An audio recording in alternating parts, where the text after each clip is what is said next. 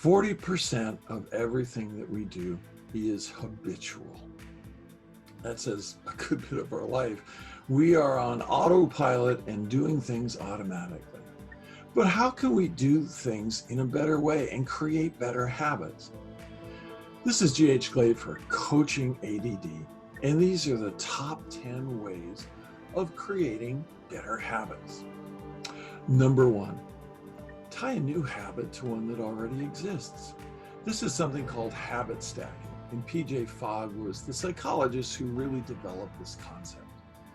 Let's say that every morning you take a shower and you forget taking your meds.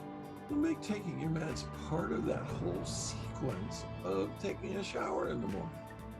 That way you will link it and you will stack those habits. And it will be just part of a sequence of things that you already do. Make the habit as easy as possible. I like easy. Most of us do. Takes the friction out of things. You know, one of the things I really like to do with my keys is have them convenient and right by the door. That habit is frictionless because I can pop through the door and just pop them in the basket. There's no friction to that whatsoever. It makes that habit really easy to accomplish. Number 3, make that habit hard to ignore. Let's take the example of showering in the morning and taking your meds.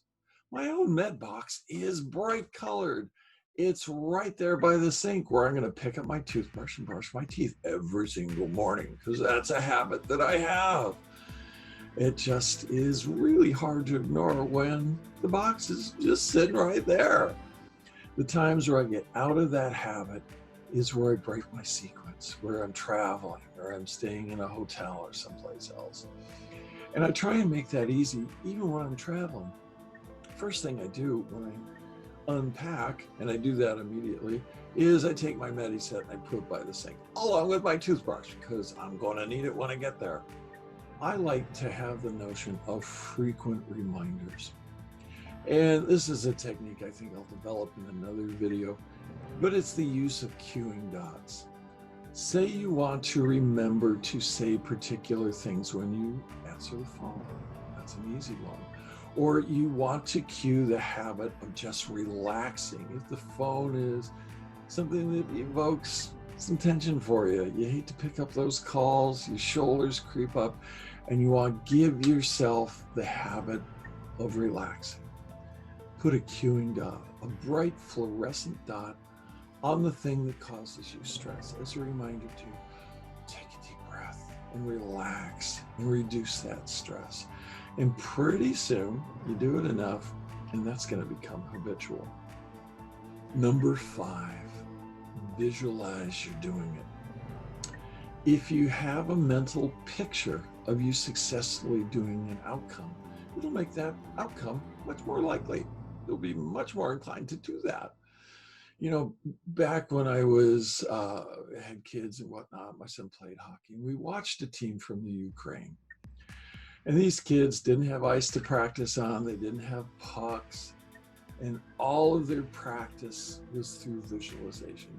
When they warmed up, they did a puckless practice. The shooters all visualized the perfect shot. The goalie always visualized the perfect save, and they were amazing. And that really bespoke the power of visualizing. So visualize yourself doing this habit successfully. So we're going to take a moment. If this is useful for you, I want you to hit the subscribe button. It's not a habitual thing because you don't have to do it everything. So go ahead and hit it right now. Also give it a thumbs up if you're finding this useful for you. Let's go on to number 6, instant correction. Let's say I come in the house and I don't plop my keys in the basket by the door. What do I want to do? I walk across the room, I discover, oh, I've got my keys in my hand. I want to instantly correct. I want to go back to the basket and I want to plunk them down with authority. And I want to reinforce that habit by instant correction. If it's at all possible, yeah, sometimes you might not be able to do it, but most of the time you can. So instantly correct yourself when you miss the opportunity to practice that habit. We all are going to fall off the horse sometimes. And that gets to number 7. You know, probably the habit that people drop the most is exercise. And realize you just got to get back on the horse and ride. You know, you can restart an exercise program anytime. If you forget to reinforce a habit, pick up where you left off. You know, you can develop that habit even if you have some misses. Yeah, we're all human, you know, we're going to miss. Now, I was trained in something called nursing process.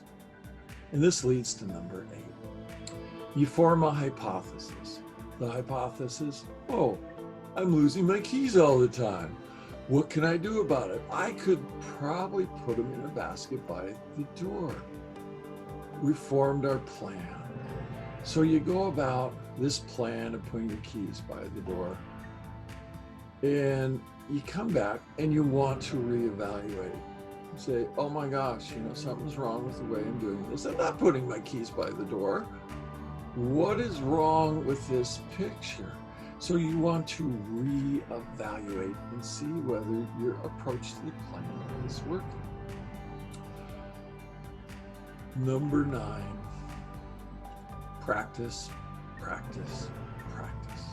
You want to do it as much as you can. Now, developing a habit is first and foremost a matter of the frequency with which you do it.